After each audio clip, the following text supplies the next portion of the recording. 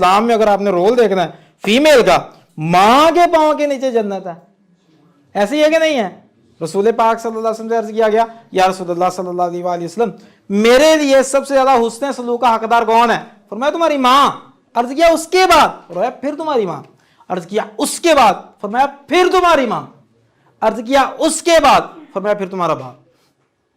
इतना रोल है इस्लाम में औरत का, फीमेल का।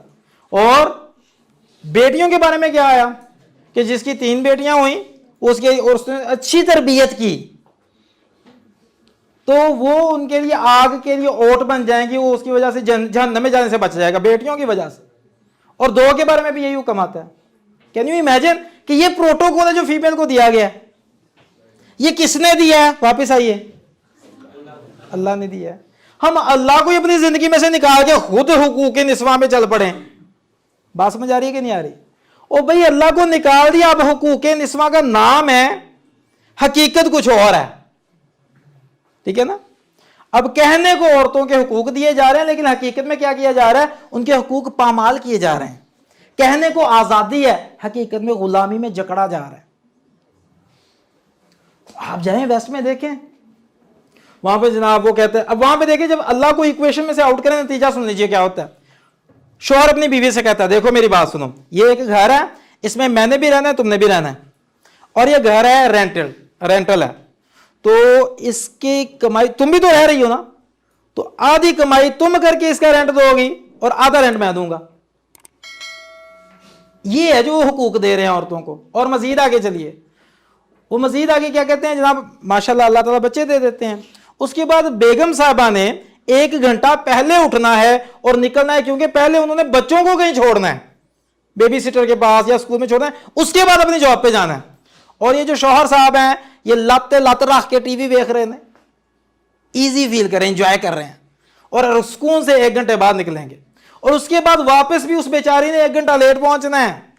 ये कौन है? जिसे उन्होंने बड़े हकूक दिए हैं।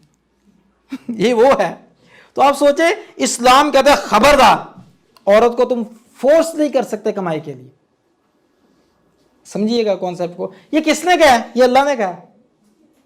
जब अल्लाह को इक्वेशन में से आउट करेंगे, फिर सारी चीजें जो है आपके लिए गड़बड़ हो जाएंगी। तो इसलिए प्लीज अंडरस्टैंड कीजिए, जो अल्लाह ने मुझे और आपको हुकूक दिए वो किसी ने नहीं दिए। ठीक है? इस्लाम कहता है खबरदार फोर्स नहीं किया करना, लेकिन अगर वो करना चाहे तो उसे इजाजत है।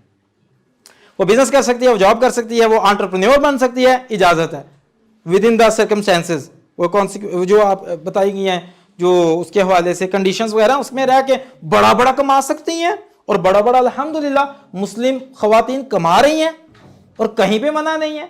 आप सोचें, सबसे पहला जो इस्लाम की सपोर्ट के लिए माल किसका काम आया? हज़रत खदीजा रजी अल्लाह तआला अन्हा, शी वाज एन एंटरप्रेन्योर। और इंटरेस्टिंग बात जो है, रसूल पाक सल्लल्लाहु अलैहि वसल्लम ने कभी उनके माल को अपना माल नहीं समझा। ये है जो बात समझने वाली है। हम तो समझते हैं कि जनाब ये जो है ना, ये जो जहेज भी लेके आएगी और जहां से भी आएगा ये मेरे अकाउंट में जाएगा। रसूल पाक सल्लल्लाहु अलैहि वसल्लम ने ये कॉन्सेप्ट हमें नहीं दिया। उन्होंने कहा जो उसका माल है वो उसका माल है, और अगली बात, जो शौहर का माल है असल में वो भी बीवी का माल है। खतरनाक तो नहीं होगी बात ज्यादा? किस तरह से? वो जायज जरूरियात के लिए भाई उसे शौहर की जिम्मेदारी है, उसने खर्च करना ही करना है, वो उसे मांग सकती है, उसे ले सकती है, इवन कि उसके लिए जाके वो स्यू कर सकती है कि जब शादी तो किया, निकाह तो किया, मेरे खर्चे पूरे नहीं कर रहा। इस्लामी सिस्टम में उसका खर्चा लगाया जाएगा। कोई शौहर जाके ये नहीं कह सकता देखे जी इसने मेरे साथ शादी किया और मेरे अखराजात ये नहीं उठा रही, और जज साहब कहें कि चलो ठीक है जी ये मोहतरमा जो है कमाई कर रहे हैं, ये इतना आप पे खर्च किया करेंगे। ऐसा कभी सुना केस? इस्लाम में नहीं सुनेंगे, बाहर बड़े सुनेंगे। Is it clear?